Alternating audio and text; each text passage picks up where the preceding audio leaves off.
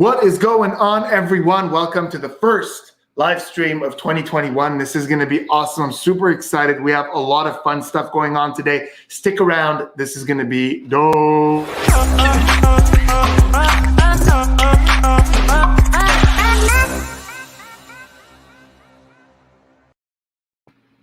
All right. Welcome back to the stream, everyone. I can already see the comment section is exploding with your comments. I'm super excited, guys, to be doing the first live stream of 2021. The last live stream, the last one of 2020 was very, very epic. I had a blast. The feedback was great. Some of the tricks we saw were great. We had an insane tutorial. We had an amazing contest. I'm going to be announcing the winners of that contest here today. We have some amazing guests for you guys. We're going to do some incredible magic. But before we get to any of that, I want to go over the rules of the live stream because some of you might be joining for the first time. For those of you who have been to other live streams, you know the rules, but let's go over them again. So first rule, most important rule on the live stream and on the channel, there is a zero tolerance for bullying across the entire channel. So whether it's someone performing, whether it's someone in the comments, please, no bullying. Let's stay respectful. We are all here to learn together. So there's a zero tolerance for that. I will ban you from the channel if I see any bullying whatsoever in the comments. Second thing, the live chat is this way, I think, probably that way. You guys can see live chat. This is a way for you guys to communicate with me. So this is why we do the live chat. So I could see what you guys think of the magic. I can see how you guys are doing. I can see some reactions. Please keep it relevant to what's going on the stream. So let's not talk about random stuff there. Keep it relevant to what's going on the stream, and please don't spam. Spamming is very, very annoying, so don't do it. Third, no revealing methods, please. If somebody performs something and you think you might know how it's done, good for you. We're all super proud of you, but don't blurt it out in the comments, please. You're not helping anyone when you do that. So again, it's all about encouragement. So we don't want any of that. We've got a bunch of great guests. I'm just going to adjust my screen a little bit here so that you guys could see just a little bit more of my face. There we go. That should be good. We've got a bunch of great guests, guys. They're waiting for you to perform their tricks. We're going to bring our first guest in right now. He is from the US of A, Florida more specifically. Let's bring him in. His name is Scott. Everybody welcome Scott to the channel. Scott, how are you, my friend? I'm doing great. I'm so thankful to be on here right now. Dude, I'm thankful that you're here. There's always people in the comments who ask, how can I get on the stream? How can I get on the stream? We're going to talk about that, but all the guests you're seeing today did it the way, I'll talk about it a little later, but it's on Instagram or on YouTube, and you guys can all join us the way Scott is doing it right now. And Scott, you're in Florida, right? Yes. And you're 19 years old. That is correct. And how long have you been doing magic, Scott?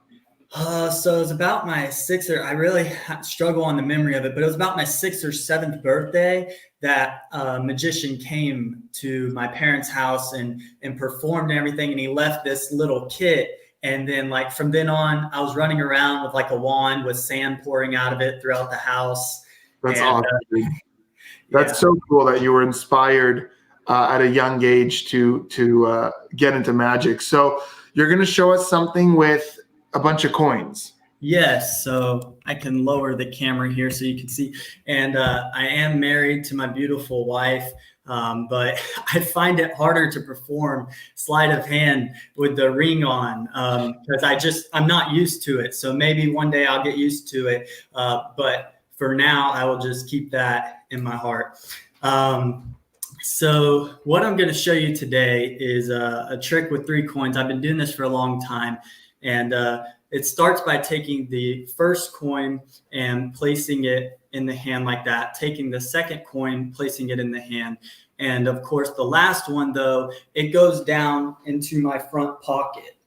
All right. So basically what just happened is I put the coins in here and the last one in my pocket, but this is the 3 coin routine. So oh my God.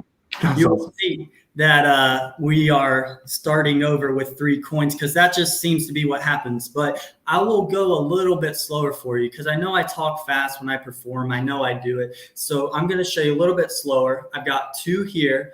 I've got 2 here. The last one, actually, it doesn't even have to go in my pocket. I'm just going to toss it off camera there. And the other two are going to go in my hand just like this. But remember, it's the 3-coin trick. So, oh my God, that was so good. 3. Let me roll up my sleeves here too, because, anyways, watch this though. I'll go even slower. We have 1 there. Real slow as I try to get it off the mat. Here we go. We've got 2 here now, 2 here. Toss them back. Take the last one. This time, I will go down into the pocket with that. So empty hand here. And watch. This is the 3-coin trick, but sometimes you have to end it because people just will never get it. So just like that. And we are done with the trick. It's so clean. Yeah, so I've been doing that one for a while, and because of the repetitiveness, it's just gotten better. But yep, that's it. Dude, so good, man. Guys, let us know in the comments what you guys think of that. Scott, that was cool, man. That second and third phase were really, really clean. Amazing. You. Check out the comments, dude. Boom. Yeah, Boom. Wow. Thank you so much. Absolutely, man. Guys. Oh, Alex Boyer is here.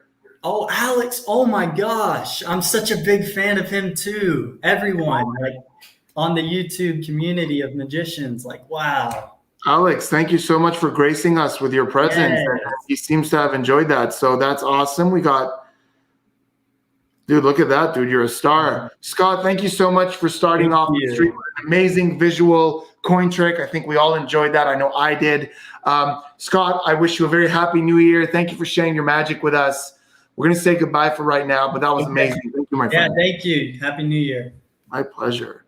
That was awesome. Guys, thank you so much for being so welcoming. I'm seeing a couple of people in the comments that are spamming. Guys, we're just gonna put you on timeout, or we're gonna ban you if it gets excessive. We have guests in here. We want you guys to comment on what they're doing. So if you're just taking up the Joel seemed to have enjoyed that as well. So if you guys are just spamming, it's going to be really complicated for me to see what's going on. So please be respectful of our guests here today. Awesome. So our next guest, I'm really excited to see this one.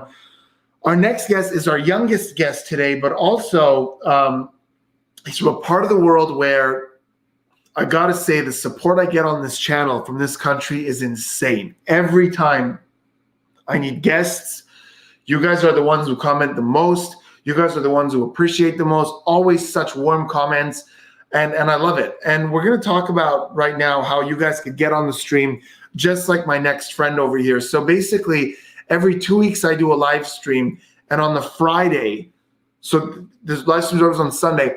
On the Friday, I put a post in the community page and on Instagram. So on YouTube community and on Instagram. It's in both places where all you got to do is comment your age, how long you've been doing magic, your country, and what trick you want to do. And then I pick 4 people to come on in and show us some magic. So it's as simple as that. Make sure you're following, make sure your notifications are on, all notifications. That way you can see those posts, and on Instagram as well. Give me that follow so you guys could be a special guest on the stream as well. Okay, so next up we have a young man from all the way from India. And this kid is so cool. He's always commenting on my stuff, always sharing my stuff, like a real supporter. And I'm so glad to have him. And his name is Bhavya. Welcome to the channel. Bhavya, how are you, my friend? Hello, Spidey, and hello, everybody. And thanks, Spidey, for having me here. It's my pleasure, man. So you're 12 years old. Yes, I am. And how long have you been doing magic? I started when I was 2 or 3 years ago, but I started doing it seriously in the lockdown. Amazing, man. So that's great, and we can't wait to see this. So I'm going to give you the stage, Bhavya. Take it away. Hold on. Actually, we'll do this so everyone could see you. Bhavya, go ahead. We're all watching. Okay. So can you see can you see the table? Yes. And I have a deck of cards here. And Spidey, I want you to think of a word, a picture, or a drawing or image that you had in your mind, even now or in your childhood, that means something to you, that pertains something to you. Okay, Just think I've of got it. something. Okay, and there's no way anybody would know that. No, there's no way. Okay, so I will dribble through the cards like this, and you have to say stop whenever you like. Stop. Right here. That's perfect. Okay, I will cut these cards right where you said stop, and it doesn't matter, it doesn't have to be that fine. You stopped me at this card, and I don't know this card, and even you don't know it yet. So we will see it together. It's the two of diamonds. Yes. And what were you thinking of earlier? I was thinking of a turtle. And could you, if you don't mind sharing the story with all of us? You want me to tell you why? Yeah. Because I just And, love turtles. I always have my whole life. Like they're my favorite animal. I have a turtle that you guys have seen and on the stream a couple of times. He's right there. I could see him. Michelangelo. Yes, that's his name. Okay, so we will write turtle here. So do you want turtle or turtles? Or turtle? Tortoise. Tortoise. He's a Okay, tortoise. turtle. Yeah. Okay, let's do this. And there's just one card in the world which looks like this. Yeah. A card from a black knock deck. A two Bhavya, of show it diamonds. to the camera so we could see where you wrote tortoise. Like show Okay. the front of it. Yeah. Okay. Great. So there is just one card which looks like this in the entire world, right? Yeah. And I know you like Harry Potter. Do you like it? Love it. And I also have a sweatshirt here which matches I it. could see that, man. That's from Snape's quote. Yeah, that's my favorite line. And I have these two Ooh, books. look at that. And I will take this card and leave it under the book. So there is no way I could reach that. Okay. Right? Yeah. And is it in frame? It's a little off frame, but it's fine. We know it's under the books. Okay, it's right here. Now it's fine. Yeah. And now there's no way I could reach there, right? But there is somebody else who can. I can't reach there. But there are 4 people who can. And the first one lives in the deck. He lives around 12 cards down from the top. And he's Wow. the first king. Nice. First king goes here. And I will try to find the second one. I think with one last cut, I think it is the it is the 18th card from the top. I think I got it. It's right here, the next king. Wow. Let's do the next one, and here it is, the next king, the king of diamonds, and that goes right here. Nice. The last one is the most difficult to find. Last one is the most difficult to find, but I think it should be somewhere here, and here. I think just one more cut. It is the 14th card from the top, and I think I got it. Here it is, the last king. Wow. So good. Now we will try to do something very magical with these 4 kings. Okay, so you can see these cards, the 4 kings. Yep. I just turn over one, and all of them turn over except one. This time, I give it a shake, and now another king turns over. This Wow. time, I want everybody to focus here. These cards have settings on them. So if I press the right button, another card should turn over. Now, this is the most important part here. Let's do this. You can see there's just one king left, right? Yeah. And I really want you to focus here. Did you see anything on these cards? I didn't see anything happen. No. Because I didn't do anything yet. Oh. But I misdirected you, and I did it now. I misdirected you. Oh. And now all 4 cards are face down. Wow. Now let's reverse the whole thing. If I again turn one card face up, all of them turn face up except one. The king of heart is face up, the king of clubs is face up, and the king of spade is face up. Which means this should be the king of diamonds, right? Yeah. And all of you watching are smart, you're magicians. So you know whatever I did today could be any kind of sleight of hand, right? And I'm not touching this, I'm not doing anything. But today, now I will try to do something. You will witness something that is not explainable by sleight of hand. You saw the king of diamonds a few seconds ago, right? Yeah. While they were turning over, you saw all the 4 kings. Watch this card. Now this card becomes your sign to a bank, which Wow. means under these books should be the last king, which is the king of diamonds. Wow. Wow. Wow. Wow. Wow. Guys, let us know in the comments what is going on. Thank you, Check it out, everybody. Bhavya. The comments are coming in. Thank you, everybody. Hold on, hold on. They're coming in. They're coming in. They're coming in. So good. Wow. Thank you, everybody.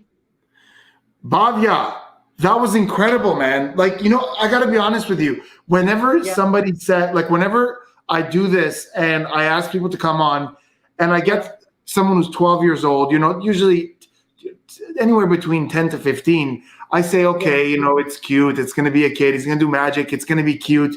Bhavya, that is not cute. That was incredible. You have, like, of all the guests I've had on the channel, even adults, your skill, your clarity, your presentation, like, you are way more advanced. Usually at 12, people are normally starting, but your skill, like the counts that you did were so smooth. The sleights were so smooth. There was a move there that even I can't do as smoothly as you did it. I don't want to say which one because it gives away some of the method. I don't want to do that. But man, that was smooth. It was clear. It was even some of the displays, man, that was amazing. Thank you, Spidey. It really means a lot to me. That was incredible. And I think you could see from all the comments that we're getting that, that was incredible. Thank you, Spidey. Yeah, I agree, Peter. That was a complex trick and perfectly done. That wasn't an easy trick. Guys, on the channel, we learned a lot of, like, simple things with one move. Yeah. That was like a complex There's a lot of moves in multi-phase. here. What's that? I was saying there are a lot of moves in this, and you have to take the flow. Absolutely, man. Absolutely. But it was so clear. It was so good. Guys, I'm gonna put his Instagram up there at the bottom, card.hunter_. You guys can give him a follow on Instagram. I think that performance definitely deserves a follow. I thought that was incredible. Bhavya, I want to thank you so much for being here. I can't say enough good things about that. If all 12-year-olds were this good at magic, I would be in trouble because I'd be out of a job, because by the time you're my age, you're going to be one of the best magicians in the world, man. So thank you so much for that. That was incredible, Bhavya, and a huge thank you. Thank you for being here. Thank you, Spidey. Thank you for having me. I had a great time. Wow, well, that was amazing. Glad you guys enjoyed that. Let's keep rolling. Our next guest is also from the States, and he's going to do one of my favorite plots in card magic. When he commented to be on the stream, I knew I had to do this because we've never had a performance of this on the stream, and it's one of my favorite sort of. There's so many different versions of it, but I guess one of my favorite plots in magic. So let's welcome to the stream, everyone, Mr. Sean. Oh, let me do this. Sean Devine, how are you, my friend? Hey, what's up, man? How you doing? I'm doing great, dude. This looks a lot smoother because you were on your phone earlier, but this looks really, really good. Cool. So, Sean, you're going to do, I don't even know so much the history on this trick. It's one of those things where I really enjoy watching it, but I don't know a whole lot about the history of this. But it's a really, really old plot in magic, isn't it? Yeah. Originally, it was in Greater Magic, actually. It goes that far. Yeah. When was that published? We're talking like... Yeah, it was like... decades ago. Yeah, it was a long time ago. Really long time ago, guys. Like there were like, I think it was during the Egyptians. I'm not saying the ancient Egyptians, but there were definitely Egyptian people around when this was created. I'm giving you guys a little bit of history here. I don't know how old it is, but it's called Sympathetic 13. There's a lot of different versions with it. And Sean, I thought when you said you were going to do it that I was going to see wine glasses, but I'm not seeing wine glasses. Actually, this is my own version of it. It's impromptu close-up, so it just uses 5 cards instead of the normal 13s. So it's a Sympathetic 5. Exactly, yes. It almost sounds like a band of superheroes. The Fantastic Four, the Sympathetic 5. Sean, we can't wait to see it. We're all very excited. I'm going to give you the stage. We are watching. So look, life is all about choices, right? We make choices every day. Wouldn't you agree? Yes, every day. I'm feeling pretty good about this outcome tonight. So your first choice is, which packet would you like to use, the red or the blue? The Jerry's Nuggets, bro. Awesome. Those will be your cards, the red. Tally-ho's will be mine. Now what I'm going to do is arrange these cards in what I feel like is an arrangement that's unique to you, Spidey. So let's see, we got this one here, maybe this one. See, it's different every time. It's just based off of vibes that I get. Yeah, I think this will be perfect for you. So look, ace through 5. Oh, I'm sorry, I should have explained that. It's ace through 5, both packets in order. So look, what I'm going to do is place a card down, or I can switch them first. Every decision is up to you, all right? Yep. So all I got to do is say deal or switch. Okay, switch. All right, switch, deal or switch. Deal. Deal. All right, deal or switch. Switch. All right. Now look, I didn't want to put any pressure on you, Spidey, but the goal is to match my cards. And honestly, I don't feel like we're quite there yet. So I really want you to use your Spidey senses and really focus on this package and try to get some matches. All right. I know you can do it. Let's try it again. Deal or switch. Switch. All right. Deal or switch. Deal. Deal. All right. Deal or switch. Sean, before we do it, can you just tilt a little this way so when we could see what's going on? Yeah, like that. Let's switch those. No, like, yeah, exactly. So there we saw. Perfect. That you switching. Excellent. All right, cool. So look, it would be remarkable if we got at least one match, wouldn't you say? After all that, I would be blown away. I would fall to the ground. Look, you notice I put one card aside earlier. Yeah. This is actually my lucky card. I have it tattooed right there. It's the 2 of spades. Ooh. If you were here, I would just let you pick a card. But since we can't do that, let's just cut the cards. How many cards should we cut? It can be any amount you want. Let's cut 2. Cut 2 cards. Look, 2 cards. Yeah. Was that fair? As fair as it gets. Look, the top card. The card that you cut 2. No! I've been mind manipulated. Think about all that. But look, we said that these cards matter the most. We wanted to get some matches. What about the rest? Think about all those choices. Mixed deal, right? Look. There's the 4. Oh, man, so good.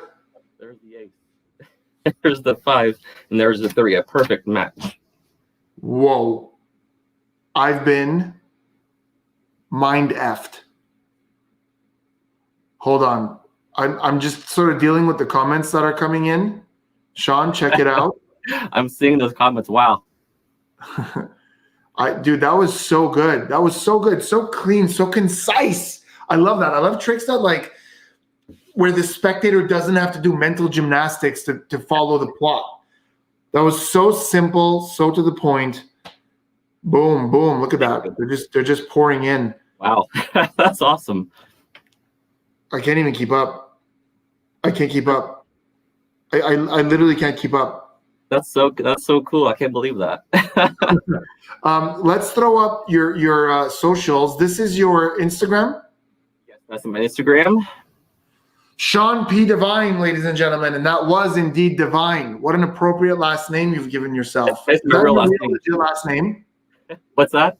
Is that your legit last name? It really is. Yeah, I can show you my ID right now. No, that's incredible. Like what a great coincidence that is your last name, because that was indeed divine. Wow, thank you. Guys, go give him a follow. I think that's incredible. Now, Sean, I'd like to show you a trick. I would love to see one. I'd love to do one.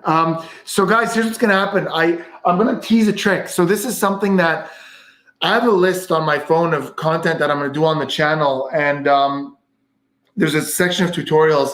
And this one's been sitting there for a while because I've been going through my head back and forth as to whether or not I actually want to teach this, because this is something that I came up with like more than 10 years ago, and I did it professionally in my close-up set for a while, and it's really clean. It's really good. And Sean, I'm really glad you just did the trick you did, because I feel like there's a similarity to where there's a simplicity to what I'm about to do. And it's something that I think I'm going to teach pretty soon. So what I'll do is I'll perform it for you guys, and then you guys let me know in the live chat or in the comments if you guys would like to learn this, and I'll be doing a tutorial for it probably soon enough. I'm curious to see what you guys think. Also, this will allow me to get a recorded performance of it that I could put in the tutorial. So Sean, you're my spectator, and I hope you enjoy this, buddy. So guys, here it is. It's cat's out of the bag. This is one of the tutorials we'll be doing on the channel. So here we go. Sean, we're going to try this with a deck of cards. Can you see that they're all different? Yes, I can see that. Sean? Yes, it's very clear. I can see that they're all different and shuffled. Okay, wonderful. So we're going to use the deck of shuffled cards, and I'll shuffle it a little bit more, even like this. And Sean, if you were here, I would have you, reach out and take a card, but you're not. So what we'll do is this. I'll go through the cards. You say stop at some point, and I'll give you the card that you stopped at. So I'll just go like this, and whenever you want, you say the word stop. Stop. Now, did you want the one in my right hand at the bottom or the one at the top of my left hand? Which one? Let's go left top. This one over here, the left. Yeah. Okay, so I'm going to show it to you guys. Now, this is a trick you can do virtual or live. I don't have any monitors here except for right in front of me. So I'll look away. I'll hold the card up. Sean, you just let me know if you've seen it and if you know what it is. So I'll do this like this. Sean, can you see that card? Got it. You saw it? Yeah. Okay, so I promise you guys, I don't have a monitor or anything. I did not see what that card was. It's going to go in the middle of the deck like this. Sean, I think we can agree that that's as fair as it gets, not holding any spots. It just goes in the middle. Was that fair? Yeah, it looks good.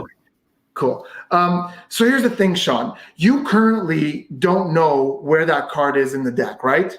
Somewhere in the middle.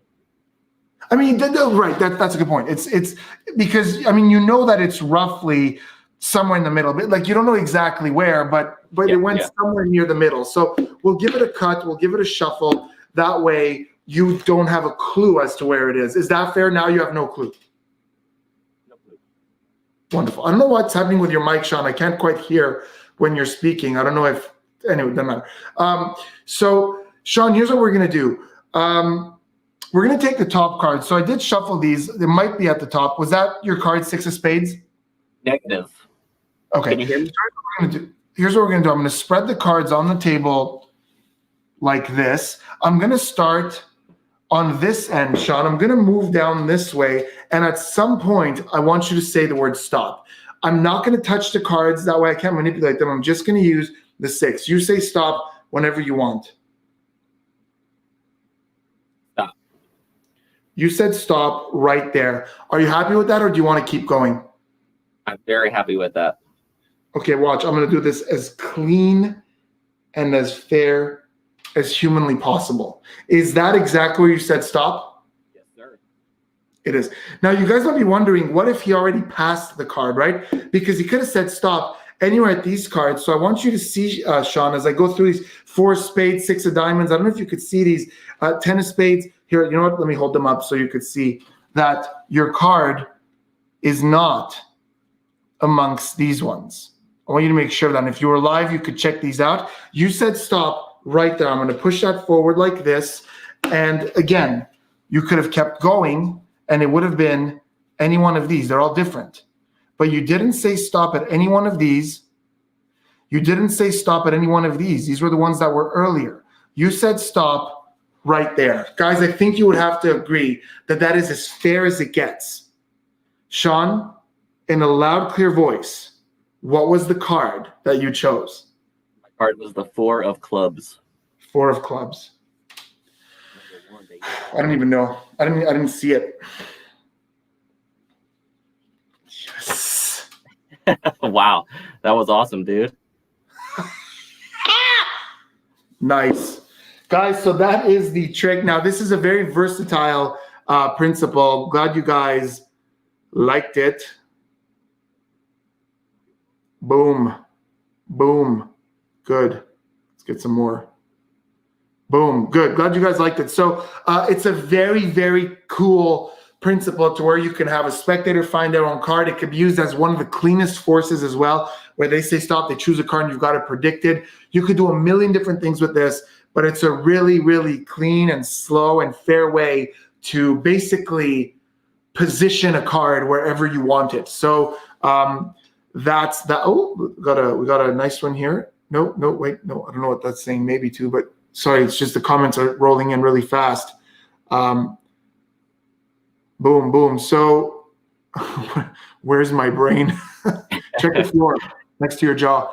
I will. So you guys are asking to teach it. I will. I'm going to put that on the channel very soon. And you guys, so if you're watching this now, make sure you're subscribed if you're not, because I'm going to be teaching that. Sean, I want to thank you for your performance and for being my spectator on that one.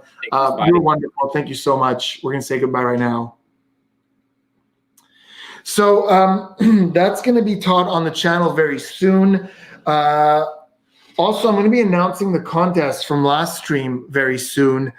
Is there anything else I wanted to do with? No, I guess that's about it. So yeah, I'm going to be teaching that one very, very soon. I wanted to talk to you guys really quick before I bring my special guests in today, my guests of honor. I wanted to say this. I've been getting a lot of questions lately on the channel. Maybe I'll talk about this a little bit with some of the guys that are coming up right now. I've been getting a lot of questions on the channel along the lines of like, so I'll do a tutorial and I get a lot of questions like, well, what if they want to see the envelope? Well, what if they want to check the cards? Oh, well, this won't work if they want to do this. Well, if they do that, and what if this, and what if that? So I want to talk about this, these what if questions, because this is very important to me. Typically, the what if questions tend to come from newer, younger, or more inexperienced magicians. We have these what ifs like, oh, what if they want to check the coin? What if they want to check the card? What if they want to shuffle the cards? What if they want to check in the envelope? If every time you learn a trick, you're wondering, well, what if this, what if that, what if this, what if that, then your approach to magic has something wrong with it. It means that you're presenting magic as too much of a challenge. Now, I'm going to say this. There is a cultural difference as to how magic is accepted. I know that. Where I live in Montreal, Quebec, it's very, very multicultural. There's, because we speak both French and English, there's big Middle Eastern community, big Latino community, big Haitian community. So I'm used to big Asian community. So I'm used to performing for all kinds of different nationalities and sort of communities. And there is a difference. I know, for example, that if you're Middle Eastern, it's going to be a little more challenging for you because Middle Easterns see magic as like a puzzle they have to solve. So they are a lot more skeptical, generally speaking. That is the reaction I get. But generally speaking, if you're doing magic and you're constantly wondering, what if this, what if that, it's because you're missing something. And what you're missing is typically this. Magic is a gift. It's a gift we give to ourselves, and it's a gift that we give to our audiences. If you're presenting it as I'm smarter than you, look what I can do that you can't, then yes, you're going to get your spectators constantly trying to catch what you're doing because you're presenting this challenge. Don't. Present magic as a fun experience that you want to share with the people that you meet. I think it's very important to make that distinction, to understand that magic is something we share from our hearts. And if you do that, people feel that. And now most of them will buy into that energy. And if you have one guy who's being a heckler or he's being like going out of his way to make you miserable, then there are ways to deal with that. But it's mostly the way you deal with it is like, hey, man, we're just trying to have a good time. And now it's on them. It's on them that they're trying to ruin the good time that everyone's trying to have. And that's typically like, I'm not going to say I never get those skeptics. And, having done what I do for all these years, I learned to deal with it. But I think the most important thing is learn to present magic as a gift from you to your audience, and you'll get less of that skepticism to begin with. Don't be like, look how cool I am. Look what I could do. It's more like, I'd like to share this moment with you. If you saw all my guests today, I could promise you they don't get, here, let me see that envelope. Let me see that. Because if you look at how Scott was graceful and thankful and kind, and he was happy to be here and show us magic, nobody wants to ruin that. So if people are constantly trying to ruin your magic, look at what it is you could change about the way you present magic. And I'd like to talk a little bit more about this with my next guest because he has a lot of background in actual hard busking, which is like street magic and hustling, where in a place where you might run into a lot of people who are skeptical. And I'd like to talk to him about how do you shift your perspective or do you try to shift their perspective? Because a lot of people deal with hecklers to where they just heckle right back. I come from a place of, if they're heckling, I don't try to break them. I try to sort of soften them up, So maybe I pull them into the energy and I say, hey, why don't you help me with this next one? Because the heckler is just trying to get attention, right? A heckler looks at you, you're getting attention, and they try to steal that attention from you. So anyways, I'd love to talk about this with our next guest. He's someone who's been on the channel before, and he did so great, and the response was so amazing. And I'm super happy to have him back. And then after that, we're going to have the last guest who's going to do a bunch of really cool stuff. We're going to have a tutorial. We're going to announce the winner of the contest. So still a lot ahead. But guys, welcome a guest that we've had on the channel before, one of my favorite magicians, busting his butt out there, doing some great work, Mr. Jason Maher. It's Ma. Come on, man. Ma. Come on, man. Jason Ma. Jason, before you show us magic, I want to get your thoughts on this. So I was talking a second ago about, people like, so first of all, the what if questions. And so whenever I do a tutorial, I have all these people in the comments with what if this, what if that, what if here, what if there. Jason, what's your approach to that? So what is your approach to when you learn a trick? Are you thinking of the skeptics and trying to clean up those moments, or do you not care? It's a funny question, because I have done, for the most part, I learned from some of the greats. I'm talking Gazzo, James Hessler. I'm talking street performers. Now, the craziest thing is I do the cups and balls as it's my finale piece. It's been my finale piece for 10 years. And now for most of you, that's going to mean nothing. But for the people who are magicians, it means that I'm doing a trick that surrounded is not perfect. No, right. But what it does mean, though, is that surrounded, even if people see something, most of them will forgive me. And what I mean by that is that if you were to do the cups and balls, so typically with my street show, I do the cups and balls, I produce 6 oranges, and then I produce a melon from my hat. Yeah, and you did that on the stream, what was it, maybe like a month ago or so. Yeah, exactly, right. So if anyone's watching this and you want to see what I'm talking about, you can always head back to that stream from before, and you can watch it again. And that way you know exactly what I'm talking about. But the point is, though, is that from the front-facing camera that I was performing that on, it's fine. No one can see anything. But from behind this angle or behind this angle, people can probably see it. People can probably see me put the melon in the hat or load the oranges, all these kinds of things. But most people won't ever notice it purely based on 2 things. One is if your performance is gold, no one cares. Like if they see you flash, they don't care because you are awesome. And so they'll let you get away with it. Now, the other thing is, though, if they do see you flash and they want to call you out on it, it's also rapid movement. So let's say I load the melon in the hat, but immediately after doing that, I say, I've got an orange in this cup, I've got an orange in this cup. They don't have a chance to interrupt you.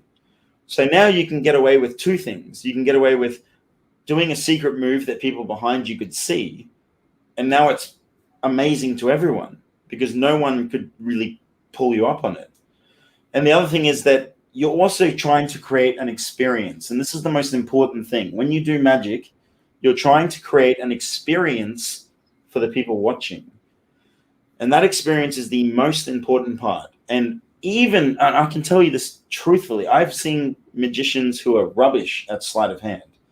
But my God, they entertain a crowd because they're funny. They're absolutely. Yeah, you know exactly what I mean, Spidey, right? Like, at the end of the day, if you really commit yourself to just bringing an experience, people don't care. They don't care. Yeah, and it's funny because what you're saying, Jason, is not only do I understand what you're saying, but it applies to me. Like when it comes to hard technique, there's a finite number of moves I do well because they're important, but I'm not like, my sleight of hand isn't up there with some of the greats. but where I put in the, billion hours is in the entertaining and the communicating and the having fun. And truthfully, that's the most important part. So, I mean, the reason why you're getting like 16, stream shows a day is because you're so entertaining. Do you know what I mean? But then there's the problem is that magicians, they do one of two things. They either focus purely on the entertainment and then they neglect the sleight of hand, right? Or they purely focus on the sleight of hand and then neglect the entertainment. And those are the things that kill magicians. Well, or at least people. It's funny what you said earlier. It's really interesting how you said, if an audience loves you, they'll forgive that moment. And I think that's such a great point, because the way I see a flash in real world performance, and Jason, I mean, like you said, you're surrounded. You don't get to choose. Like when I'm on stage, I know where my audience is. When you're out busking in the streets, you don't get to choose where your audience is. Somebody might be walking right behind you. Some kid might stumble right next to you. And I think what you said is really great. Like, if they love you, they'll forgive the flash. And the way I look at that is like a singer, right? If you go to a concert and your favorite singer, Ed Sheeran, hits a wrong note or sneezes in the middle of a song, you'll forgive that because you love the artist. Exactly. And you know what the crazy thing is? It's funny that you mentioned like a kid stumbling over in my show. I was literally doing a show. So I work at one of the biggest markets in the Southern Hemisphere. They pay me to show up and do magic shows, like a street performer style, because they are a market. They want that whole street vibe. But I was doing a show and this kid walked really close behind me and I bumped him over and he fell over. He's probably like 3 or 4 years old. It was quite funny. It was a funny moment, at least for me. But the moment that was the most funny about it is that immediately after I bumped him over, I had that instant like, oh my God. And I look like, oh my God, is he okay? And they say, the parents were like, yeah, he's fine. I was like, all right, cool. Let that be a lesson to the rest of you kids. Don't step out of line. Like, and that's like, and that's literally how you handle a situation. Like, if you are an outgoing, quirky person, and not everyone is, obviously. Sure. But if you are an outgoing, quirky person, you should be just an outgoing, quirky person while you're doing your magic. If you're a shy person, you should play that role when you're doing magic as well. And the reason is because people respond so well to you. It's so weird to say, but they respond to you more than they respond to the trick that you learn. That's such a great point, and I think that's where a lot of newer magicians or more amateur or more beginner or younger magicians, that's where they stumble. Because I must admit, even me when I was younger, I always would look at tricks and go, oh no, they're going to want to see that. Oh no, they're going to want to check this. Oh no, they're going to want to shuffle the cards. No, they're going to want to see inside the envelope. No, they're going to want to touch that themselves. Or what if they do this? What if they do that? And then eventually, after doing it for years and years and years, I just stopped caring.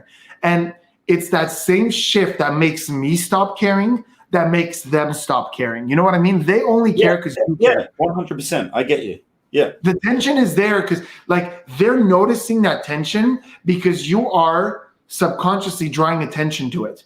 Like if you take a card out of the box, and you're like this, if you're taking the cards out of the box and you're like this, so we're going to put the box here. There's tension there, and they go, wait, I want to see that box. But if you just go, all right, guys, I'm going to show you something with a deck of cards, then nobody wants to see that box. So that tension wasn't coming from them. That tension was coming from me, and they were just picking up on it. So the biggest lesson I think to you guys is if your mind is learning the trick, going, what if this, what if that, obviously kink out all the weaknesses that you think make the trick weak, make it as good as it can be, but then ignore that what if voice in your head, because the what if doesn't matter unless you make it matter. So that's Uncle Spidey giving you guys some good advice. Some solid advice too. Like if you guys are listening to this channel right now, you're watching this live stream and you're not taking this advice seriously, you're missing out on gold here, because Spidey is a professional performing magician who's been doing it for a career for a long time, and he's handing you gold right now. So take it seriously. It's really good stuff. Now, Jason, before you go, we're going to put your money where your mouth is, and you're going to show us a miracle, and then you're going to get going because it's like 7 a.m. for you, and you're up still. So I really appreciate your time, Jason. So take it away, show us some magic, and then you can go. The question is, do I have bags? That's the important part. No, you look very okay, cool, sweet. So I look handsome. That's the important part. Now I'm going to sit down, and can you see me still? Yeah. You guys are going to love this. Check this out. Spidey, can you see this in my hand? What's this? It's a worm. It's certainly not a long condom, that's for sure. Spidey, what's your favorite balloon animal? Anything you like? Snake. Perfect. I'm going to make you a dog. Check this out, man. Mate, 6 years without a girlfriend will get you about here. Check this out, man. I'm going to pump this balloon up just like so. Okay, I don't know if anyone's ever seen this before, but a balloon being pumped. Look at that. Wow. And don't worry, I don't know if any of you, some of you might be scared of like a balloon popping. And the important thing is that the balloon won't go bang, okay?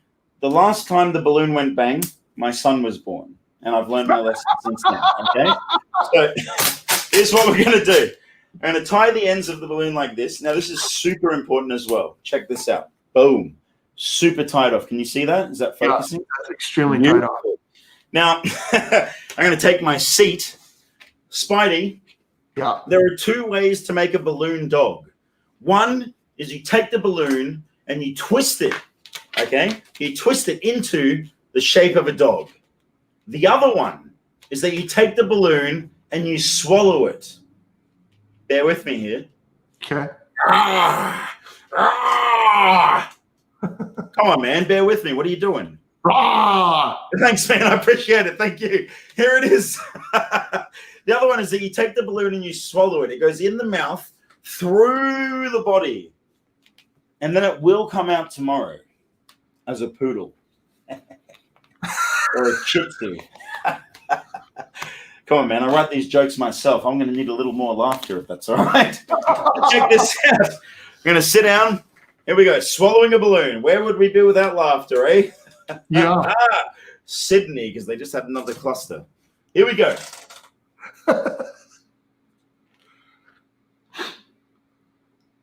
I can guarantee you, everyone watching this stream right now is like this.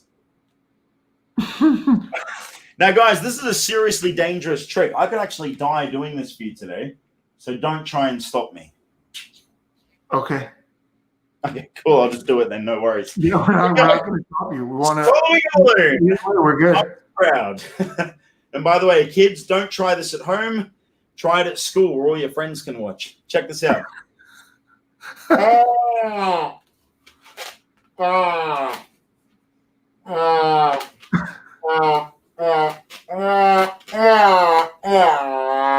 man, I thought it was behind us.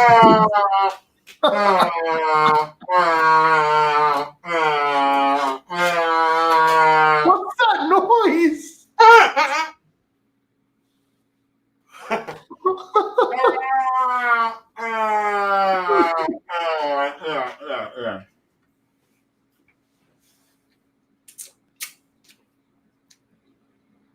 Wow. Ta-da! Amazing. You guys better be clapping right now, because if you're not clapping, I've embarrassed myself in front of my wife for no reason. That was incredible. Where's my balloon dog? It'll come out tomorrow at 6 o'clock. Send it to me. Express ship. Express ship. Hang on a sec. I got you. Hang on a sec. Hang on. Check this out. You ready? You're going to love this.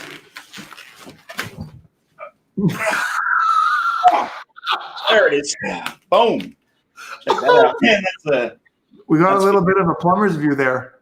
Yeah, thanks, man. That's called the crack. I don't do crack, by the way. But check this out. It's boom. I'll send that to you, Express Post. That's for you. Thanks. I don't want it. Yes, you do. Don't lie to me. I'm not your mother. Alex Boyer. This guy's a boss.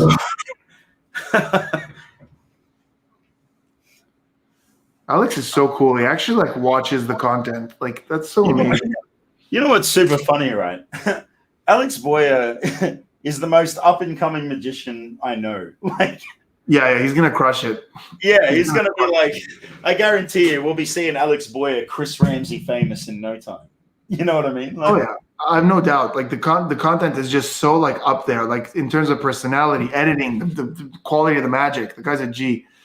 All right, Jason, that was incredible. I don't even have your. I didn't put your social. What's your social?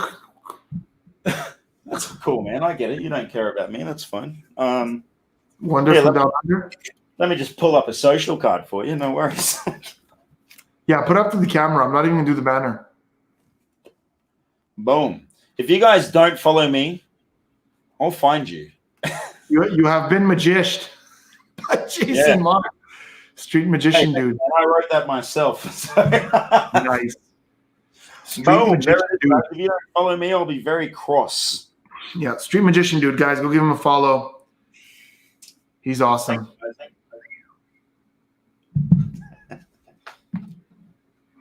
That was amazing. Jason, thanks so much for being here, man. Go get some sleep. Bye. Mate, Spidey, anything for you. I'll see you guys next time. Follow me or I'll cry. See you later. Yeah, he will cry. He will cry. He's very sensitive.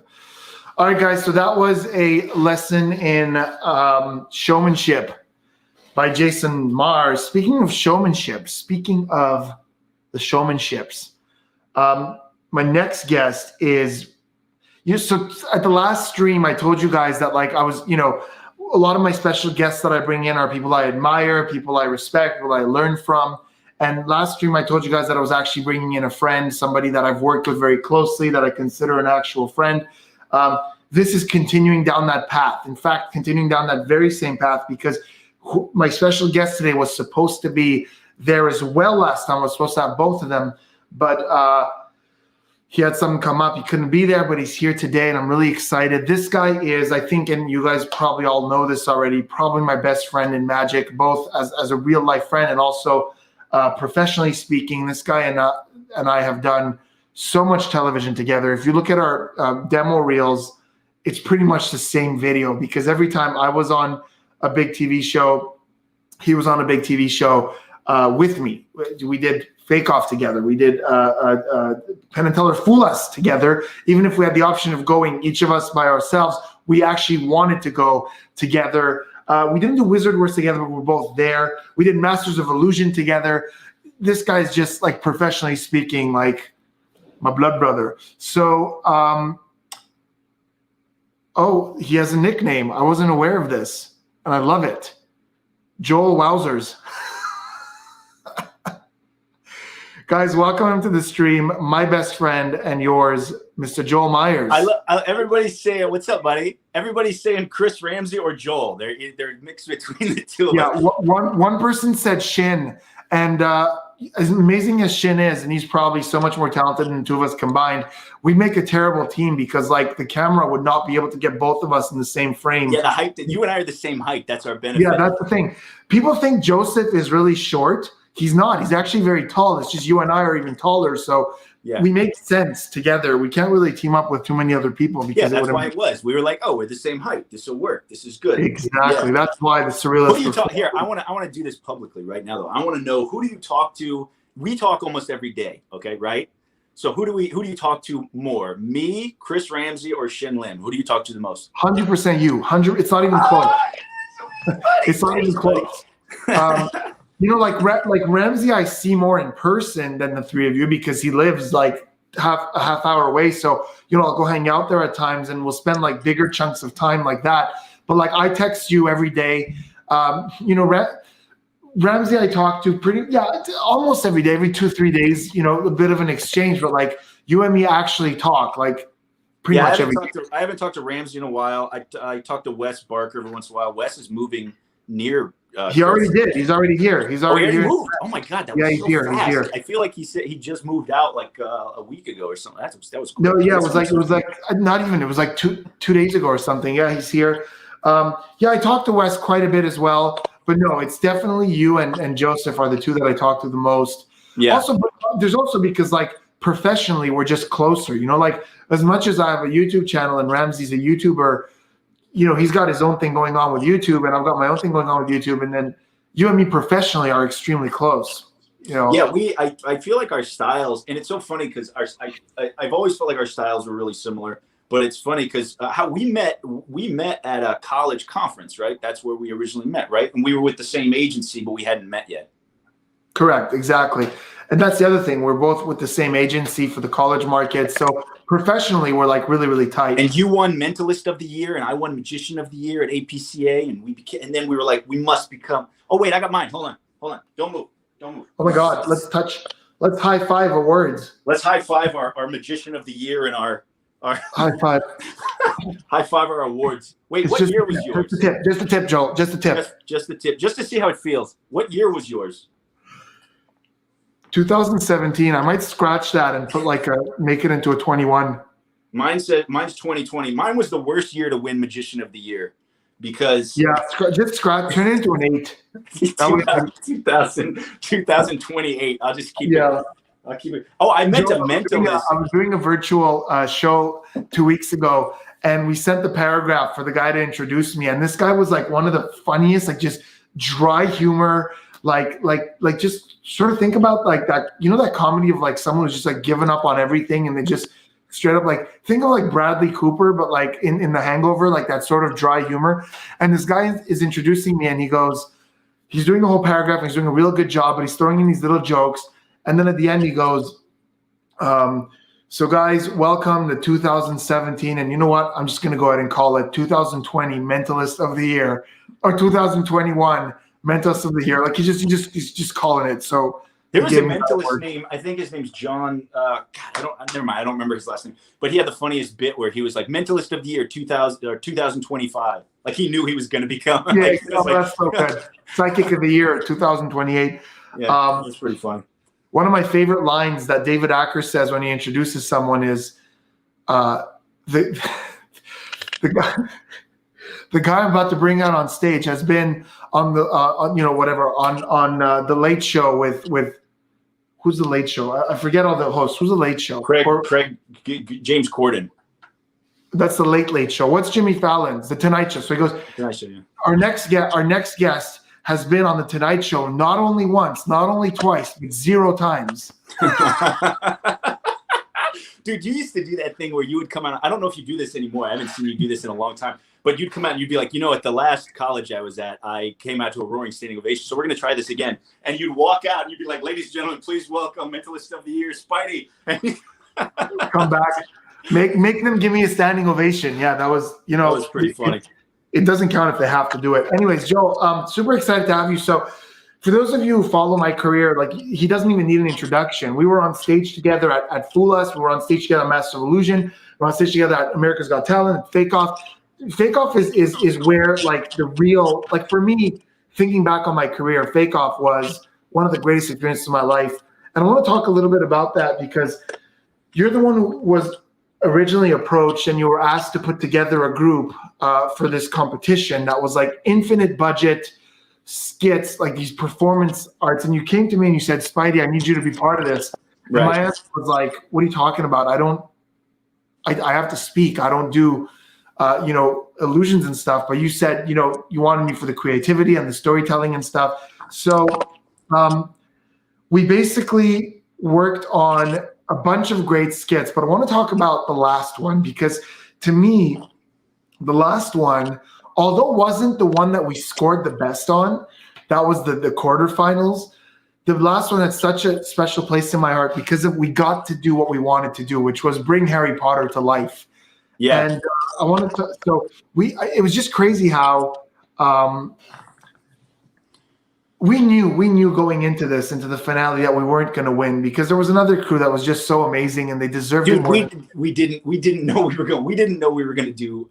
We didn't know we were going to get through the first round. I remember sitting down watching the first acts and we looked at each other and we're like, we are screwed. Yeah, we're going home. Pack your bags. We're going home. We're not like. Remember we saw like On the Fly. They were aerialists and they were doing like Kill Bill. They're like flying in the trees and we're like, we can't do.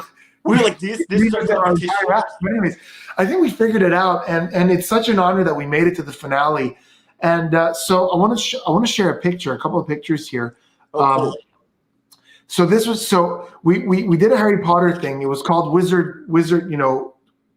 wizard battle or battle of the wizards or something like that. I can't remember what it was. And I spent that entire morning in the makeup chair turning into Voldemort. Did you take? That's a selfie. I haven't seen this photo. I have the photo of you like with the makeup coming off because it was late at night and we'd already done the act and everything's. Yeah. So this was I spent 4 hours in that makeup chair turning into Voldemort. And then here's you and me as Harry and Voldemort. Oh my God. I haven't even seen that photo. Oh my God. Look at how stupid I look. You look badass. I look like. Dude, you look like what you're supposed to look like. You look like Harry Potter. I love how they tamed your mohawk though. Like they squeezed it down with the wig. That is hilarious. I would imagine if we would put a wig on you now, it would just float a little further above than what it's supposed to be because the mohawk would like hold it up. But that's not. Let's watch the act. Let's watch the Harry Potter act because this was something we just wanted to bring so much magic on stage. And I wish Joseph was here, but he was a guest 2 weeks ago. It was just such a great experience. Let's watch the Harry Potter act. It was so basically it was 2 wizards at Hogwarts, which is you and obviously he was Ron because hair. Yeah, that's literally why he was Ron. Like that's not a joke. Yeah, because he has red hair. And what's crazy about this, what you guys should pay attention to, and I know a lot of you have already seen it, but the small details, like the small things that are easy to miss, because we didn't just want to do like, here's a trick and here's a trick. We just wanted magic everywhere. So there's things happening in the background and the chairs and the books that's just so part of the whole world. And the Fake Off was so great, man. They just kept throwing money at us. We had unlimited budget. I just remember every call time, every morning, you were so miserable. You just sit in the car playing. You were playing like games on your phone, and we couldn't talk to you. Yeah, 2 weeks ago, and I was just like, oh. Yeah, every day you were like, because it was like 7 a.m. call times, and you don't get up until. And bro, by the time we got to bed, it was like 3 a.m. And every day we had for 2 months, we had to wake up like four hours of sleep, back to the studio, right? Rehearse. It was a nightmare. Yeah. Anyways, here we go. Let's watch it. Let's do it. Making wizard movies, give it up for the surrealists.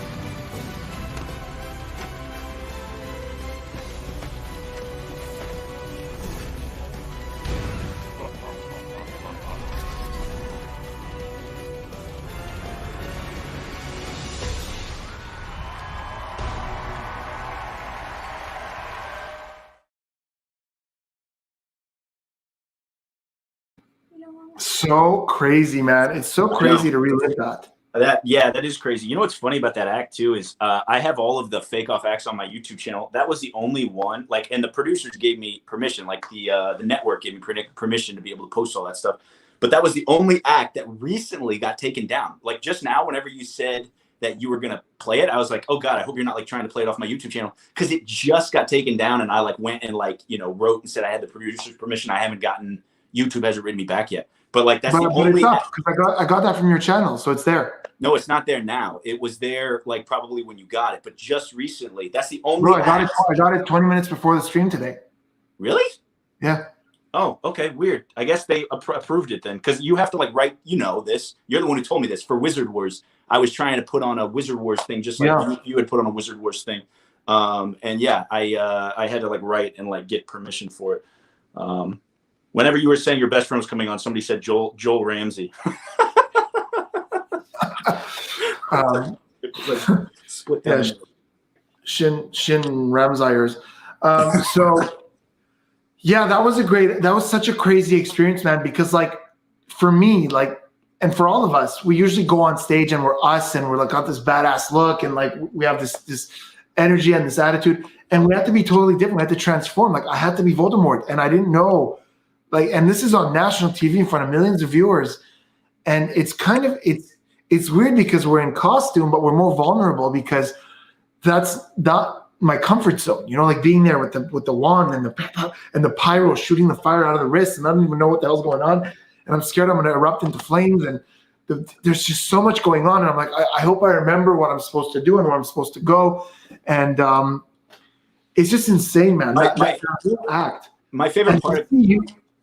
My favorite part of that whole experience was when you and I were standing backstage before the Evolution of Electricity, which was the one we got a perfect score on. And we were both standing backstage and we were dressed in layers of costumes.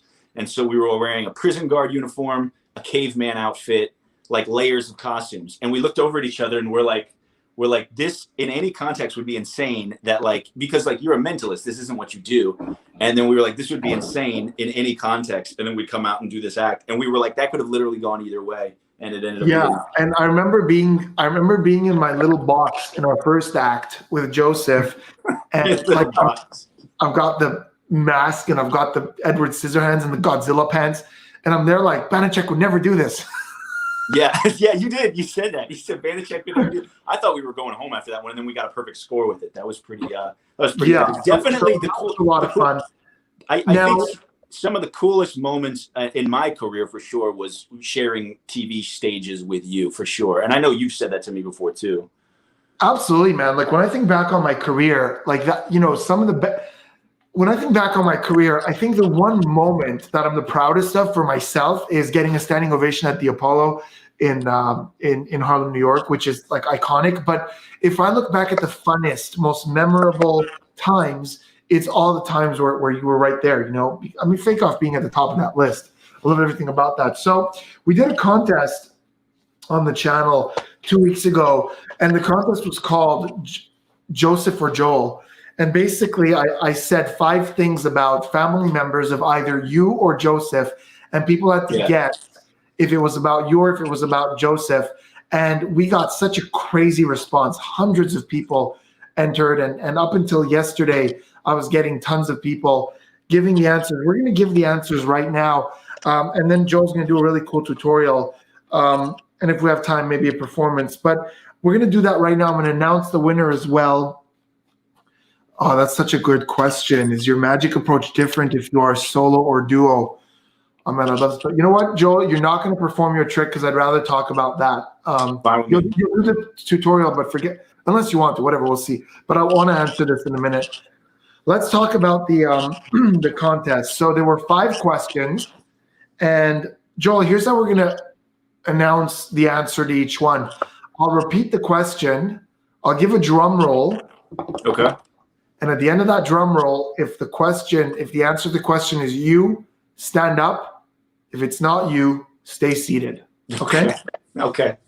So the first question was, I said that either Joseph or Joel has a brother who deals with exotic animals and has many, many times handled very venomous snakes, and is very used to that and handles snakes the way you handle spaghetti.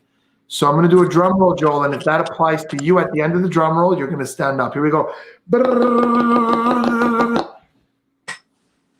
Yes. Yeah, it's funny because I feel like a lot of people, I saw these questions late after you guys did it, and people got a lot of these right, man. It blew my mind. Dude, up until yesterday, there were a lot of correct answers, and this is one that almost everyone got right.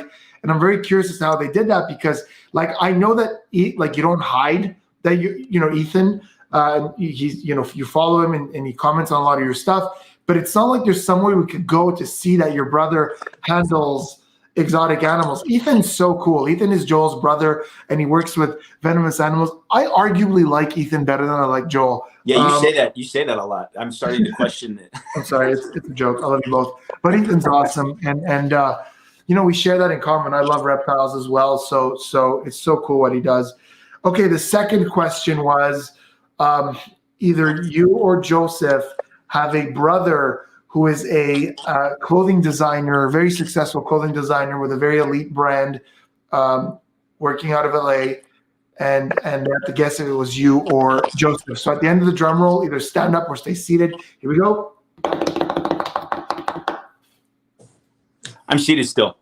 Correct. So Joseph's brother Eli, But is, Eli is amazing, and he makes so many of our clothes that we perform on stage with and perform on TV. Eli and I have matching tattoos. That's the Ghost Circus logo. Eli and I. yeah, that's his logo of his brand. Ghost Circus is something we all wear on stage. It's a very unique brand. It looks great. He makes custom clothes for all of us, and he's such a nice guy. Yeah. The next question, the third one, was either Joseph or Joel. One of them has a sister-in-law who was Miss USA a number of years ago. So one of them has a sister-in-law who was Miss USA a couple of years ago. So I'm going to do the drum roll. Again, Joel, same thing. Stay seated if it's not you. Stand up if it is you. Here we go. Still sitting because Joseph's sister-in-law was Miss USA, I think 2006 or 8. 2006 or 2008. Yeah, her and my wife are friends now, and they've gotten really tight too. So yeah, her name is Tara Connor. She's awesome. She's married to Eli, the clothing designer. They're like just like this picture perfect couple. They're amazing. Yeah. So that's that. That's the third one was Tara. The fourth one was that either Joel or Joseph have a cousin who is a very successful child actor who's had some amazing Hollywood roles, including a recurring role on Grey's Anatomy, which is, I'm not even ashamed to admit, a show that I watch. And so I was struck by someone's cousin. So here we go. Drum roll, Joel. that's me. My cousin is in Grey's Anatomy. She's in another movie right now. She's in a Disney TV show. She's her name's Ava Binder, and she's incredible. In fact, on my YouTube channel, there's a quick clip of me doing us eating at a restaurant, me doing a magic trick for her, because we hang out every time. I live in Florida now, but every time I'm in LA, we hang out. And so she's great. She's awesome, and congrats. She's a big fan of me, you, and Joseph's too. So that's amazing. Well, congrats to her for being so much more successful at like 3 years old than I'll ever be. She's like 12 now, but okay. Yeah, whatever. 3, 12. And then the last one is that either Joel or Joseph, and this is one that a lot of people got wrong. This is one where a lot of people stumbled right there at the end. Joel or Joseph were roommates and very good friends with Skrillex back in the day. Here we go, drum roll. It was Joseph. Joseph. Yeah, Joseph lived with Skrillex for a while. He calls him Sonny and I this and Sonny and I that. They were really good friends. They were roommates for a while. Joseph's brother was taught Skrillex his earliest DJ skills.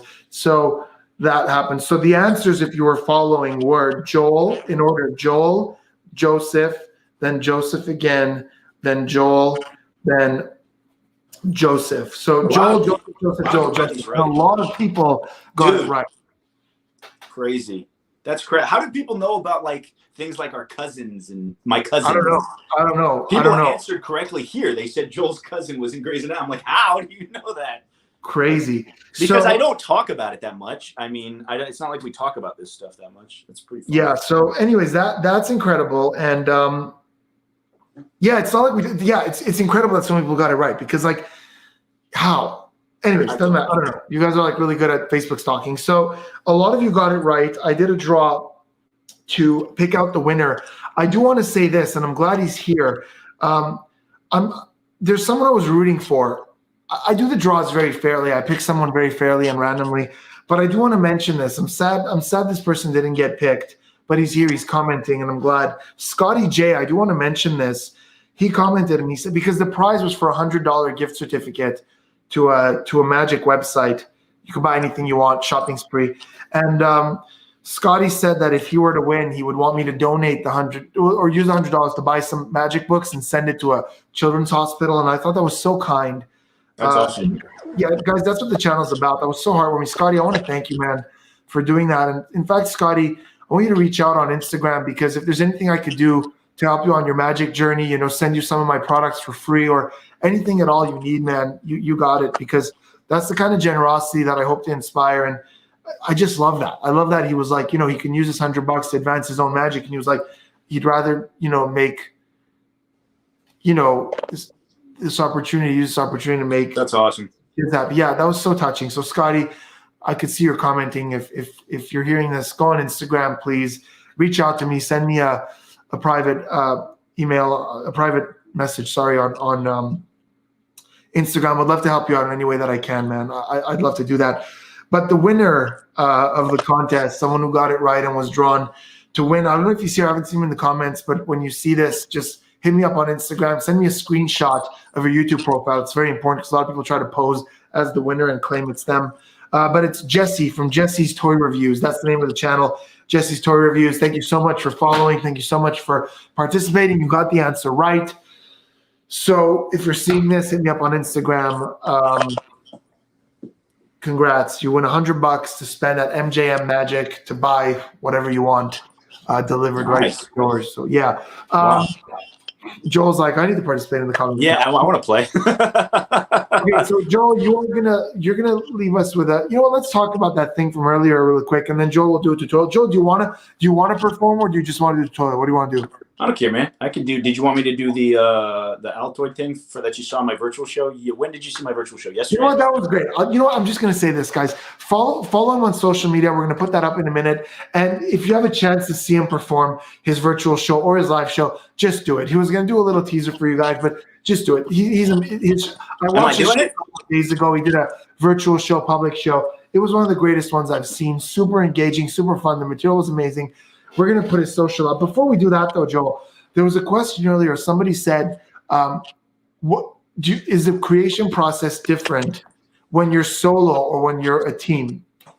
Is the creation process is it different whenever you're solo or when you're a team? No, yeah, okay. The coolest thing about doing stuff. So most magicians, I feel like, I'd say 90% of magicians do things, solo. It's kind of a solo thing, but we kind of fell into doing things as a duo and then as a trio with Joseph and the surrealist stuff and all of that. And we started doing that. And I think actually, Joel, the trio came first, because first we did Fake Off. And it was during that you and I decided to do Fool Us together. Yeah, that's true. Yeah. Well, and it was, because on Wizard Wars is where the producer asked me about it. And then, after Wizard Wars, I talked to you about it, because we had actually talked about doing things together whenever we were on Wizard Wars and all of that. Yep. We talked about doing magic together if we were ever going to do, stuff like that. So, but yeah, I mean, I would say the creative process is mad crazy different, because even if you have similar styles, the fact is you kind of bounce off each other with ideas. I consider myself to be a performer in general. So in general, if you guys follow me on YouTube or, if any of you've seen me before, you know that the performance to me is even more important than the magic. But Spidey is such a creative, and all you guys know that. And so, when Spidey and I put our heads together, we end up coming out with this great material. And so we've toured together. We've toured, as a duo. We've toured with the Surrealists. We've done a lot of television together and all of this. And I would say that, that's the biggest thing that's great about you and I whenever we perform together, is the fact that we get along so well in the creative process. We agree on a lot of the same stuff. It's very rare that we're ever like, no, I don't, you know what I mean? Now, I've performed, shows with other magicians before, where I've done like duo acts kind of thing. And, it's really easy to kind of butt heads whenever you're trying to go through the creative process. And so I would say, of course, the creative process is mad crazy different whenever you're performing with somebody else. But it also depends on who it is, how much respect you have for that person. Penn Jillette always says that respect goes a lot further than love. And that's why him and Teller have been together for so long, as performers, because they respect each other so much. And I would say that people don't know that, but Penn and Teller aren't actually that close friends. Like off stage, they don't really hang out. They're not friends, but they have mutual respect. So they're like business partners. Yeah, but you and I are super close. Like we are like you are like, a brother to me, and Absolutely. we're super close. But at the And same I think time, that's part of the reason we work so well together, because the like we understand each other, and we give enough space for the other person's creativity to matter. So when I'm creating stuff for myself, I say what's important to me, and that's my starting point. Like, what do I want to communicate with this piece, or what do I want to accomplish, or what's the goal for me? But when I'm working with you and when I'm working with Joseph, it's more about what can we create together. So the input is valuable. And it's funny because our Fool Us piece wasn't written for you and me. It was written for me and Chris Ramsey. He was supposed to do your part originally, but because he couldn't get his visa or whatever, I had to give up on that idea, and I was going to do Fool Us alone. But then I said, no, wait a second, I could do it with Joel. And you took that whole act in a very different direction than Ramsey would have done it. Right. He's very funny when he plays that sort of clueless magician who doesn't know what's going on. That character he calls Ramzini type thing. Right. But the way you just took that script and made it your own. And it was funny because at first I just sort of gave it to you and I said, do what you will with it. And I kind of allowed you to blossom within that act. And I think the end result was spectacular. Our Fool Us act, I still watch it till today. And I think the way, for something that we hadn't performed that many times on stage, on live stage, it just flowed really, really well. It did, yeah. And we, that was a really fun experience because whenever I mean, that was, when was that, 4 or 5 years ago or something like that? Is that when it was?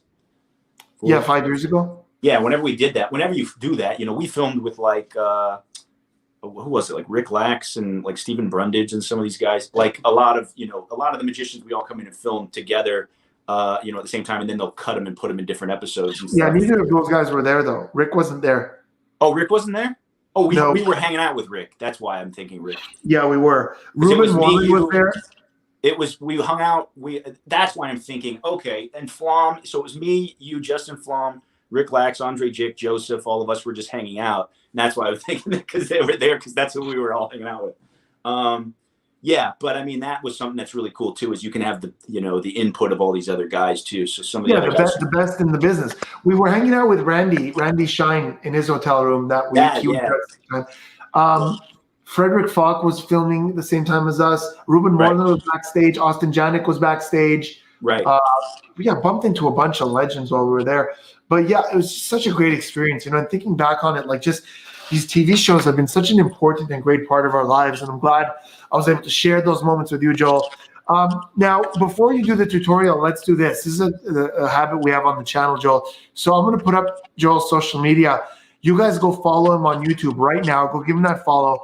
And Joel, they come back here and in the live chat, they're just going to say followed or I did it or I followed. And you have to thank them by name. So I'll throw it up on the screen, and either by their first name or the name of their channel. You just can thank a bunch of them rapid fire. So guys, okay. Here it is, Joel Myers Magic. You guys can see that right there. Go on YouTube, give him a follow, Instagram as well. Joel Myers Magic, one word. When you've done that, come back and let us know. I will pin your comments, and Joel will be thanking you by name for doing that. So go ahead. We'll give you guys a second to go follow him. Grote is asking if I was on Wizard Wars. Yes, I was. We were just talking about that. Oh, sorry. Yes, Grote. We were, both Joel and I were on that. I was with Chris Ramsey. He was my teammate. And Joel was with Nathan Kranzo, who was an incredible magician as well. So you can watch those old Wizard Wars episodes that we were on like, you can download them on like iTunes. So Joel did fantastic, and I got a standing ovation from Teller for something clever that we wrote. I have a video on the channel, Grote, where I talk about that. You could go look it up. It's called Did Spidey and Chris Ramsey Fool Penn and Teller? You could go watch clips and my whole story from Wizard Wars. It's really cool. I don't know if you guys have seen that. Okay, Joel, here we go. I'm going to put up some names, and you thank them by first name. So, got it. Oh, I'd love to see you try. I'd love to see you try and say this name. Guillaume. Guillaume. It's French. Guillaume. Thank you, Guillaume. It's the French version of I think William. No, is it William? Guillaume, c'est quoi l'équivalent anglais de ton nom? Dis-nous dans les commentaires. Okay, here. Oh, thank you, Joseph. Ziad. Just first name is fine. Well, their last name's dope. I had to say it. The card dude. Thanks, the card dude. You're the card dude? Thanks, bro. Appreciate it. Hey, thanks, Tarek1. Tarek1, number 1. Hey, thanks, Rudy. You're super stud with your red shirt, your tan hat, and you're all studly. Thank you, Rudy. Belema. Unsubbed and resubbed. Wow. Okay. All right. I'll take it. Thanks, bro. Thanks, Magic Blueprint. Oh, dude, Magic Blueprint is amazing. He was on the stream. I think it was the last one or the one before I came, but he did a trick. Just I love how the last guy was like, I unsubscribed, but then I resubscribed because why the hell not? guys, believe me, she's awesome. What Oh, else? Don's awesome. Oh, that's not okay. Let's go with Yanina. Yonina. Oh yeah, Yanina subscribed. Yanina. Don is awesome. Don's always commenting, always Hi, Don. engaging, super cool. Thanks, Let's do a Don. few more. You're a doll, Don. Don's a doll. Don, thanks, Len Westenberg. Thank you, Len Westenberg. Wow, there's a lot of people saying it. I appreciate it. You guys are beautiful. Thank you. Alan, thank you. All right, Joel. So hit us with this this tutorial you're going to do because Got it. I need my wife for this. Hey, babe. yes. Oh, you're sorry. I thought you meant. No, I need Howard for this. She's so I do my virtual shows in my studio, and then a lot of times when I do interviews and stuff, I'm in my office. So I'm in my office right now. So she's coming. Hi, baby. So she didn't know she was doing this, but she's got to help out for this. Okay, so guys, many of you guys already know this. Really, any trick that you do in general, you can do. A lot of times you can do it solo, but I always find it's better to bring somebody into it. So I'm gonna bring Howard into this. Come here, baby. Yeah. So basically, here's the deal. Can you make it around there, babe? So here's the deal. We're gonna do a little something with. I've got 2 strings. Right here because we're using this monitor. I have multiple monitors. Come on in. This is my wife, Hara. Hi, Hara. How are you? Hey, Spidey. So here's what you can do, babe. Put your hand out flat like this. She has no idea what we're doing, by the way. So we're gonna try this. Let me try. Maybe I'll lower this just a hair, just like that. I look like a giant next to you in this. Okay. So here's the plan. I've got some beads here and 2 strings going through the beads. So I'm gonna put this in your hand like that, babe. You're gonna bring it up just a hair like this. Yeah, there we go. Okay, I haven't done this in a long time, and she has no idea what we're doing. Put your other hand on top of the beads like this, babe. That's perfection. Awesome. Okay, I'm going to go like this. So 2 strings going through the center of these 5 beads. Babe, I'm just going to hold these up like this. You just say stop whenever it's the string you want to use. Stop. This one here? Mm-hmm. That one's okay. Okay, I'm going to put that over the top like that. We're going to take another one here. We're going to do the same thing on this side. Just say stop whenever it's the one you want to use. Stop. This one here or the one I just showed? The other one. Other one, this one. Okay. All right, so here we're going to untangle that a little bit. Okay, so we're going to do a little knot over the top just like this. So I'm tying a little knot over that. Bring it a little bit closer to the monitors here so you can see that. So let's recap what happened, you guys. So basically what we've got here is we've got 2 solid strings going through the center of 5 solid beads. And then we have 2 solid hands. I'm pretty sure, right? Your hands are okay. And then we have 2 solid hands over that. And then we have a solid knot on top, you guys. OMG, this is going to be impossible. Here's the plan. I'm going to come around the back like this. This would be super creepy if we weren't married. Don't do it this way. This is for the monitor because we're in my office instead of the studio. We're going to do this on the count of 3. Ready? 1, 2, 3. Just like that. You guys see that? All the way through. Solid string. Honey, lift up your hand. Show everybody the 5 beads are still there. Show it nice and close to everybody. Look at that, guys. How dope is that? I haven't done that in so many years, and it worked. But this is a really easy trick. Yeah. You like that, Spidey? Pretty cute, right? Amazing, man. Spidey was asking me what I should teach yesterday. I was like, how about this thing with these beads? And I explained it, and he's like, that sounds fine. That sounds cool. That's amazing. Now, I'm assuming, Joe, when you do this for someone, you're standing in front of them, right? You're not hugging them from the back like... Yeah, don't do that. The Titanic. Breezy this shit. You know what I mean? Okay, we're going to turn... I love you, Jabriz. Jabriz is my buddy. Okay, yeah. So you go like this. Here's what you're going to do. Here's the setup for the trick. So, guys, these props are super simple. When did we buy these? Like 2 hours ago? You bought them at the craft store? Like super easy. You went into the craft store. You said you had to run an errand. Right. What did you say, Spidey? Bunch of beads and 2 strings. That's it, right? Yeah, it's literally 5 like little colorful beads. They look like that. So you get 5 of those, and then 2 strings. Now the setup is the trick part. This is kind of how you do it. What you're going to do is you're going to take 1 string like this, and you're going to I'm going to get this. So you got some black. background. So I'm gonna fold it over like that. So it's like this. Okay. Then you're gonna take one of the beads. I'm gonna take blue, and I'm gonna kind of slide this in here just like this, so it looks like. Let me try and just like this. This is the setup. See that? So this is the setup. So you take it like that, one looped like that. You're gonna loop the other string just like this. It goes in between the loop, like. Let me try and make sure you guys can see this. It goes in between the loop like that. See how it's kind of hooked through? Is it hooked? So it's okay. Do you see that? It's kind of hooked through the loop right there. Yeah. And then this part kind of folds over. That's just to kind of hold it, because what you're going to do is you're going to push that bead through that. Are you following this, Spidey? Is this 100% clear as day? That goes through like that. So that's basically what the setup is. So you could use one bead, but I think it's a lot more dope with the other ones. I think so too. It's more impossible. It hides it better, because right now that looks like two strings just going right through it. Exactly. That's the point. And then you take let's bring it a little bit closer to the camera there. And then we're going to bring these two up like this. You're doing so good, babe. She had no idea this was happening. And I was like, honey, I need you to come up in about 20 minutes. And that was like an hour and a half ago. Yeah, exactly. Yeah. But she loves you, so it doesn't matter. Okay, so we're going to go like this. And then so you're going to put two on each side. She's like, oh, sneaky, right? Look at that. How are we going to do this for our friends? Exactly. Howard's going to do this for her friends. That's exactly right. Okay, so then you got to do the two on each side, just like that. So it takes a minute to set up. Bear with me, people. So that's pretty much two on the other side. So you got the one bead in the middle, two on the other side. You saw how it was looped in. You get it, right, Spidey? Mm-hmm. You can rewind it Very too. clear. And then let me just push that in there.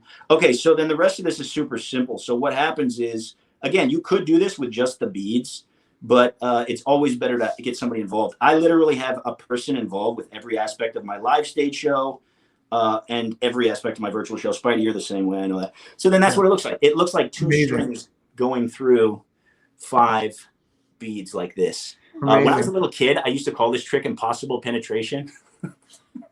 And this guy said a horrible joke, and I was like, I guess I can't. I want to rethink that, because if you go up to a guy and say you want to show him an impossible penetration with some beads, he's going to be like, Exactly. He's going to be like, what? All right, so put your hand out, babe. So you have the person put their hand out. Generally, you'd be standing like this, like face to face. in front of exactly. But I'm just showing you. You put it in one of the hands like that, and then the other hand goes on top. Keep it nice and tight like that. Perfect. Then you can have them choose either string. I do it like this. I say stop. She says stop. That's fine. Yeah, you put one over. Same thing on this side. Say stop. It's either one, right? Yeah, it doesn't matter, because now at this point, what you're doing is you're going to tie a little knot there, and so now it's already ready to go. So it looks really clean. But what it is, it's pretty cool. So on the count of 3, you're going to pull nice and tight like that, and it really looks. It doesn't even make sense that it's going through her hand. Like, I get it. Yeah. And then everything's examinable. She can take it. You can keep that forever, babe, because that's what you dropped the pink one. That's your souvenir. Thank you, love. I appreciate it. Thank you, Howard, so much. Thanks for being on the stream. Joel, that doesn't make freaking sense, because like I get it, but she's looking at it off camera right now. She's like, wait, because it's in the hand. Yeah, it's a cool little trick. It reminds me of the thing with the scarf, where you put the scarf around and you pull, and the scarf. It's better because it's better. Yeah, it's pretty cool. It's pretty dope. I wonder, can you do this? Do you think you can do this with pasta? Like, instead of the beads, if you had like a penne pasta, like a dry pasta? Yeah, that would be really cool. That's actually a really cool idea to make. But here's the reason I like that, and I'm just spitballing here watching this. What I would do is this. I would do this so I would have a pasta on a string. I would have to justify that. I don't know why I would, but anyways, bear with me. Who doesn't put pasta on a string? Yeah, you say like my kid did this at Arts and Crafts. Exactly. Yeah. Whatever. I don't know, but whatever. There's a pasta on a string, and you have them hold the pasta, and you do this, and the string goes through. Now you do this. You go, look, I'm going to do it again, and you take the 2 strings, and you actually slowly pass it through the pasta, and you have them hold the edges like this. Yeah. And you say, once again, without you letting go of the string, I'm going to get that pasta off that string. And now you make it a barbell. You go like, you saw me slowly put it there, and you're like, no way. And you go 1, 2, 3, and just smash the pasta. Yeah. And it just crumbles off the string. I got to give a shout out to where I learned that, because I just remembered where I learned this. You remember the trick where you take the 2 ropes and put it behind you and you pull it through your body, right? Yeah. It's the same type of thing, but the guy Right. he took that idea and he did it with like the beads, and it was Daryl. Remember the magician Yeah, Daryl of passed away a course. couple years ago? I was a kid and I was going through a really hard time in my life, and I saw him do a lecture, and then he ended up, showing me my ambitious card routine, which I use some of those bits now still in like his ambitious card goes down in history as one of the best. Absolutely. And some of my favorite moves are I do them exactly like he showed me, and he showed me them in person, and then he showed me like the Rubik's Cube You stuff. added a move to your ambitious card, or maybe it was there and I never noticed it, but you have a really clean display at some point of showing the top card. A really clean display of showing the top card. Right at the end, before the Altoids. Oh, geez. You say, look, it's not on top, it's not at the bottom. Let me see. So I go, what do I do? I go like, let me bring that down a little bit more. So what am I doing? So, I can't remember, but it's just before the end, where just before the last phase. It's not on top like this. You did something during your show the other day where it looked more like you did like this type of thing. You said it's not on top, and you did like this type of thing. No, you did something like this. You were like, it's not on top, and you did like something like this. I can see. You got to make your side of the screen bigger. Let me see. You did something like this. Maybe you just like improvised that during your show, but you did something like it's not on top, it's not at the bottom. Like you did this kind of thing like this. No? Oh, I did do that. Yeah, that's the very end. Whenever I'm showing that it's not, that's literally all I did. I just go like, I just did it. No, you didn't turn it over like that. You showed it like, anyways, whatever. I'll go look at your video again, but it looked really good. Yeah, that live stream show that you saw the other day is I made it public on there because the big thing was like we ended up having a decent amount of people at that show. I've been doing so many of these corporate virtual shows, just like you have. I did one yesterday, and then I've got in February, dude. I'm doing like 19 virtual shows because a lot of these you could do multiples in one day. It's so dope. I know you were doing that in December. Absolutely, and like for the first time in my life, my December didn't like paralyze me.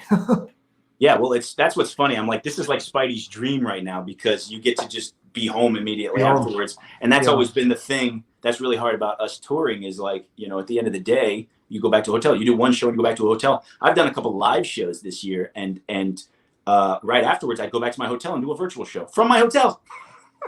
Amazing. That's so amazing, cool. dude. Joel, thank you so much for being here today. It means the world. People know that you and I are besties, but like you've never actually been. I mean, we've done some vlogs and stuff on the channel, but this is your first time on a live stream, and I want to thank you for being here and sharing your extreme wisdom with the subscribers. Guys, make sure to go follow him. Congrats to the winner of the contest. Congrats for guessing all those right. You get a stalker badge. Yeah, holy crap. That was really, that's impressed me more than any magic, except for maybe Scott's. Scott's was pretty dope. They were all great. They were all so good. They were all great, man. You guys were all great. What was the young guy's name? He's 12. He did Bhavya. What the hell? Yeah, man, with the 4 Kings, he was really good. Everybody's so good, man. Everybody's so good. And Jason, we're gonna do Jason's gonna be the next guy. We're gonna do a dual show together. That would be amazing. We're gonna bring him to the agency and put him. We're gonna do. I would 100%. We just cancel Joseph out, man. We get Joseph's in Juneau, Alaska. Dude, we should do the Surrealist, you, me, and Jason. Yeah, exactly. Yeah, exactly. 2.0. Yeah. Joel, thank you so much. Guys, thank you so much for watching. Keep the love coming. We're gonna say goodbye to Joel right now. Thanks, buddy. We'll stick around. I'll see you in a minute. Guys, I do want to tell you this. I'm going to do that tutorial for you guys soon, but I also have a new concept that's going to come to the channel inspired by my friend Wes Barker. I had this idea before he started doing it, but he's been doing it so well. It's been helping me out. I'm going to do a series soon called Real Mentalist Reacts to the Mentalist. So I'm going to take clips from the TV show The Mentalist, and I'm going to analyze them. And it's not just going to be like real or fake, real or fake. I'm going to teach you guys actual psychology techniques that he's using or that they're hinting at that you can use, whether it's in magic or in life, ways to manipulate thoughts, real stuff, not trickery, that they kind of base a lot of the Mentalist on. So I'm going to be reacting to specific scenes and telling you guys how you can use those same techniques in your day-to-day life. So it's going to be a new thing I'm going to be working on. And I hope you guys enjoy that. I really want it to do well. So if you guys see some videos about that, please watch them through, because whenever you do something new on the channel, YouTube wants to kind of gauge how well it's going to do by how long your subscribers watch it. So when you guys see that, do me a huge favor, watch it through, comment, share, engage, because I really want to make that work. And it's like I said, again, you're not going to be learning, magic tricks, but real psychology techniques that I'm going to analyze from the Mentalist and tell you, like, that's completely made up. Nobody could do that. But there are ways you can do this, and here's how, and here's this psychology tip and this technique, and how you can use these words or this way of talking, and it's going to be real cool stuff. So I hope you guys enjoy that. That tutorial is going to come up as well very soon on the channel. Guys, have an awesome 2021. We're just going to keep going, building this community because of you guys. I'm still here. Thanks so much for being here always, guys, and I will see you on the next video. Thanks.